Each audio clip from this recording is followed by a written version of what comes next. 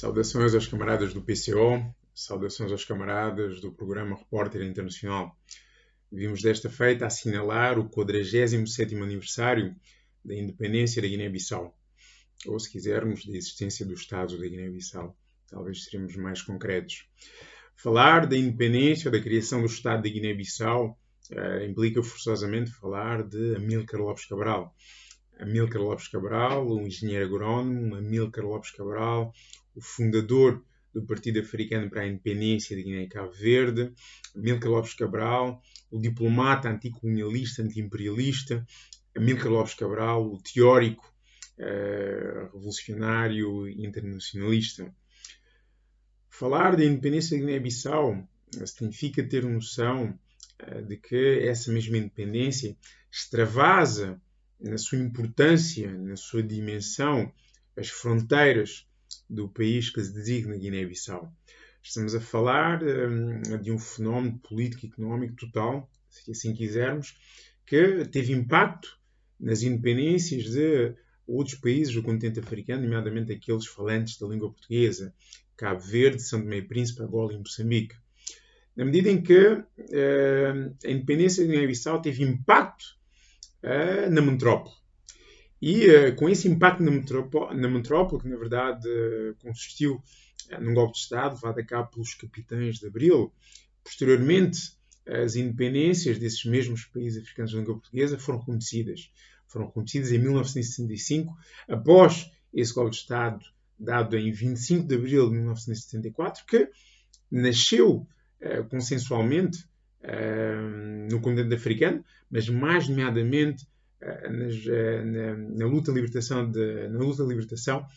na Guiné-Bissau. Na verdade, esta é uma perspectiva histórica defendida por factos e mesmo por capitães de Abril. Falamos do capitão de Abril Jorge Salles Golias, que tem esta obra, A Descolonização da Guiné-Bissau e o Movimento dos Capitães. Na verdade, onde ele reafirma o nascimento do movimento dos Capitães de Abril na Guiné-Bissau e, igualmente, as razões pelas quais foram impelidos a fazer o 25 de Abril na metrópole. Igualmente, enfatiza-se também o papel que o PGC teve, o papel pedagógico de politização desses mesmos militares que, entendendo que era impossível, com o regime marcelista, uma solução política para as lutas de libertação nacional, tanto em Guiné-Bissau como em Angola e Moçambique, que a única forma de arranjar uma solução seria a queda do regime em Portugal. E, na verdade, foi isso que veio a acontecer. É importante frisar que Cabral dizia mais ou menos isto. Se a queda do fascismo em Portugal não iria forçosamente engendrar as nossas independências, porque havia setores anti-marcelistas, antifascistas, que ainda defendiam a tese uma certa imaturidade dos africanos para acederem à sua própria independência, o contrário seria real. Ou seja, a conquista das independências por parte dos países africanos dominados iria engendrar a queda do regime marcelista, do regime fascista em Portugal. E o crivo da história demonstrou que esta tese avançada por Amílcar Cabral correspondia à verdade. De tal forma também que, em 72, ele já avançava com a questão das eleições e a proclamação da independência da Guiné-Bissau, algo que vai acontecer em 24 de setembro de 1973, em Medina do Bué. Uma outra obra que também vem corroborar estes factos históricos, na verdade é uma obra de historiadores da Faculdade de Ciências Sociais Humanas da Universidade Nova de Lisboa. Esta obra é muito recente, designa-se O 25 de Abril Começou em África, que tem, nomeadamente, um artigo de José Pereira, onde também discorre sobre esta questão do movimento de luta e libertação e o 25 de Abril. Este é um primeiro aspecto fundamental para entender também a dimensão internacionalista da independência da Guiné-Bissau, até porque foi uma luta levada a cabo pelos filhos da Guiné-Bissau de Cabo Verde, pela sua classe trabalhadora, mas teve um apoio fundamental de países como a União Soviética, a China e Cuba, nomeadamente para especificar alguns. Outro aspecto que temos que trazer a cabo, quando falamos de independência da Guiné-Bissau, é a riqueza teórica do pensamento de Cabral, que, na verdade, foi um pensamento que foi fecundo graças a essa mesma luta. Não é? Cabral apropriou-se da realidade africana, pois ele dizia que para se transformar uma realidade é preciso conhecê-la.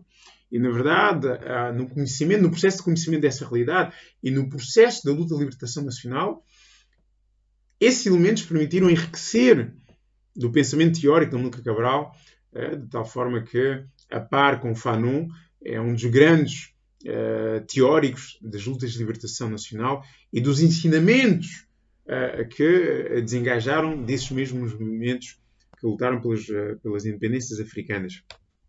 Um dos elementos que é fundamental trazer no pensamento de Amílcar Cabral é a questão do motor da história. É subejamente conhecida aquela frase, aquele axioma, que a história da humanidade é a história da luta de classes. Cabral vem concordar em parte, dizendo que isso diz respeito somente a um determinado período da história da humanidade. Ou somente a partir da existência do fenómeno socioeconómico classe social é que este axioma corresponde à verdade. Ele dizia que, fazendo uma análise concreta das realidades que ele pretendia transformar, fazendo, por exemplo, a análise de um determinado grupo étnico na Guiné-Bissau, os Balantas, dizia que esse grupo não tinha desenvolvido o fenómeno de classe social. Era uma sociedade horizontal. Tal como esse grupo na Guiné-Bissau, existiam outros em Angola, em Moçambique, e que, se fôssemos a pegar à letra este axioma de que a história da humanidade é a história da luta de classes, existiriam uma série de povos na América do Sul, no continente africano, no continente asiático, na Oceania, que estariam fora da história. E que isso seria inaceitável para os movimentos de libertação nacional. Então era necessário dizer que existiria, ou era necessário encontrar um outro fenómeno constante, permanente, que antecede as classes e que irá continuar após a supressão das classes na história da humanidade, que possa realmente ser aquilo que se designa o motor da história. Cabral chegou a essa conclusão com o fenómeno modo de produção, onde dizia que o nível de desenvolvimento das forças produtivas e a existência da propriedade privada, na verdade, esses dois fatores que engendravam o modo de produção eram os verdadeiros motores da história. Nomeadamente o nível de desenvolvimento das forças produtivas. Okay? É preciso trazer aqui uma pequena nota, porque Marx, em 1852, numa carta Wedemeyer, dizia que o que Cabral disse de uma outra forma. Ele dizia que, na verdade, o fenómeno de classe só existiu a partir de um determinado momento. Então, na verdade, dizia desta forma: o que o Fundecido Novo foi demonstrar que a existência de classes está apenas ligada a fases históricas determinadas do desenvolvimento da produção. Cabral, não sei se conhecia ou não esta carta, datada de 1852 de Marx, mas, de qualquer das formas, foi bastante pertinente neste recolocar, pelo menos para a plateia, esta questão do verdadeiro motor da história, que não podia ser um fenómeno socioeconómico que não existiu sempre e que tenderia a desaparecer, mas que teria que ser um outro fenómeno que existiria antes e que existiria a posteriori do fenómeno de classe. E esse fenómeno seria o desenvolvimento das forças produtivas, na história da humanidade. Um outro aspecto fundamental no pensamento político de Amílcar Cabral, de forma breve, é a questão da luta de libertação nacional enquanto ato de cultura e enquanto ato gerador de cultura. Ato de cultura porque, na verdade, Cabral dizia, fazendo mais uma vez uma análise concreta da realidade que ele pretendia transformar, nomeadamente baseando-se na realidade da resistência dos vários povos que compunham o território da Guiné-Bissau, entendeu que somente aqueles povos que conseguiam preservar um mínimo da sua cultura, não obstante a dominação colonial e imperialista, e que negavam a falsa assimilação. Preciso dizer que na Guiné-Bissau 0,4% da população era assimilada. Okay? Somente esses povos conseguiam, posteriormente, numa determinada fase, com um determinado conjunto de fatores, nomeadamente a nível interno e externo, conseguiam organizar-se numa organização política no sentido de fazer face à opressão do colonialismo. E que, na verdade, esse ato era um ato de cultura, tanto que era também uma antítese da tese colonial e imperialista de que os povos autóctones, nomeadamente africanos, não tinham cultura, que eram intelectualmente inferiores e que tinham contribuído pouco ou nada para o avançar da história da humanidade. Então, na verdade, essa organização nova que se gerou na luta de libertação nacional, o partido político e a luta de libertação eram fenómenos culturais, eram atos culturais e que também engendravam no seu processo a criação de uma nova cultura. Que nova cultura é essa? Falamos de instituições políticas, por exemplo, os conselhos que na Guiné-Bissau nessa época eram os designados bantabás políticos, onde a classe trabalhadora, camponesa, operária, podia discutir os seus problemas e tomar as suas decisões. Estamos a falar de instituições jurídicas novas, os tribunais populares. Estamos a falar de instituições educativas, as escolas populares. Estamos a falar dos hospitais. Estamos a falar de todo um conjunto de fenómenos que a luta de libertação nacional engendrou, como, por exemplo, o papel da mulher, que foi modificado devido a essa conquista, essa batalha da mulher, no sentido de ocupar o lugar que lhe era devido na luta de libertação nacional. Quer seja como professora, quer seja como combatente da liberdade da pátria, quer seja como militante político. Ou seja, para também termos noção deste aspecto do pensamento de Cabral, podemos remeter-nos à obra de Frantz Fanon, o ano V da Revolução Argelina, em que ele também desenvolve este fenómeno relativamente à luta de libertação na Argélia, que também vem trazer todo um bouleversement, toda uma modificação na sociedade argelina, como, por exemplo, o papel da mulher, como, por exemplo, os símbolos, o véu, os vários significados que passou a ter durante a luta. Ou seja, toda a dialética, toda a dinâmica que estava associada à construção de uma nova sociedade. Na Guiné-Bissau, um último aspecto, por exemplo, a visão que se tinha dos fenómenos naturais, que também a luta de libertação nacional implicava também essa nova modificação na análise da interpretação que se tinha dessas instituições, como, por exemplo, os amuletos da sorte, chamados grigris. Ou seja, este é um aspecto também fundamental no pensamento de Cabral, a luta enquanto gerador de cultura, enquanto ato de cultura, igualmente enquanto gerador de uma nova cultura que desabrochava. Um último aspecto a referir do pensamento de Cabral, por aqui, diz respeito à questão do duplo papel da pequena burguesia, igualmente a questão do suicídio desta mesma classe social. É preciso dizer que durante o período colonial inexistia uma burguesia. Essa classe social existia sim na metrópole. Nas colónias existia essa classe social. O que existia sim era uma pequena burguesia, pequenos proprietários de terras africanos, mas principalmente uma camada social que podemos designar burocracia estatal, de assimilados, de indivíduos que foram preparados pela administração colonial no sentido de terem um papel subalterno na administração do Estado colonial. Okay? Mário Pinto Andrade designava que esse nicho social nasceu dessa necessidade do Estado colonial e de um processo de ascensão do estatuto de indígenas autóctones, exatamente pelas necessidades do Estado colonial.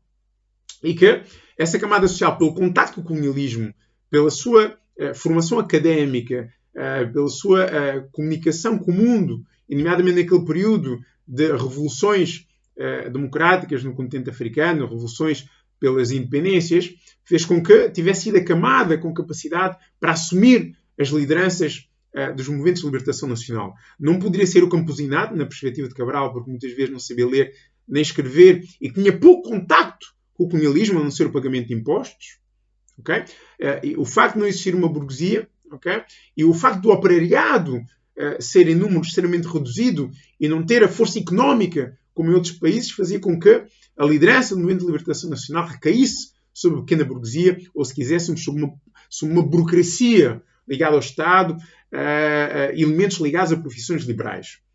E que, se num primeiro momento tiveram um papel revolucionário, com a construção dos partidos políticos para lutar contra o colonialismo, num segundo momento, a partir do momento em que se apoderassem da máquina estatal, teriam dois caminhos.